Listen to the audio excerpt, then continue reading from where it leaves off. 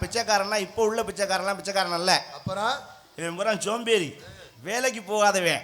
ஏன்னா அரசாங்கம் ஏழை பாளைகள் எல்லாருக்கும் பிழைக்கட்டும்னு கோயில்களில் சாப்பாடு எல்லா கோயிலும் போட ஆரம்பிச்சாங்க. மதிய சாப்பாடு இந்த சோறு போட ஆரம்பிச்சோன்னு இந்த சோம்பேறி பையன் பூரா வரிசையில் நின்றுறேன். 11 மணிக்கெல்லாம் டோக்கன் வாங்கிட்டு கழுத்து வரைக்கும் சாப்பிட்டு போகிறேன்.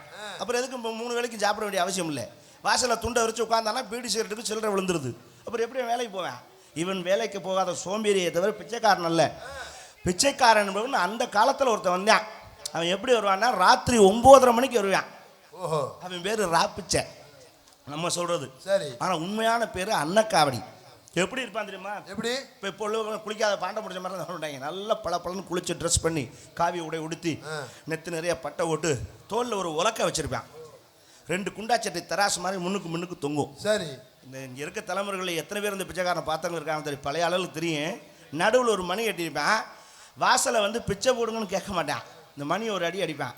அடி அடிச்சுட்டு தர்மந்தாயே அப்படிம்பா.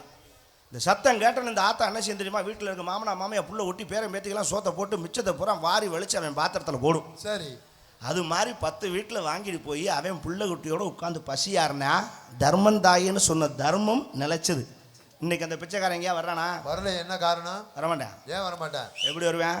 நீங்கள் என்னைக்கு வீட்டுக்கு ஃப்ரிட்ஜ் வாங்கி வச்சிங்களோ பிச்சைக்காரன் வாரதில்லை. ஃப்ரிட்ஜ் வாங்குறதுக்கு அவர் வராக்கு என்னங்க சம்பந்தம்? அட மிஞ்சினதை போடுறதுக்கு தாயா பிச்சைக்காரன்.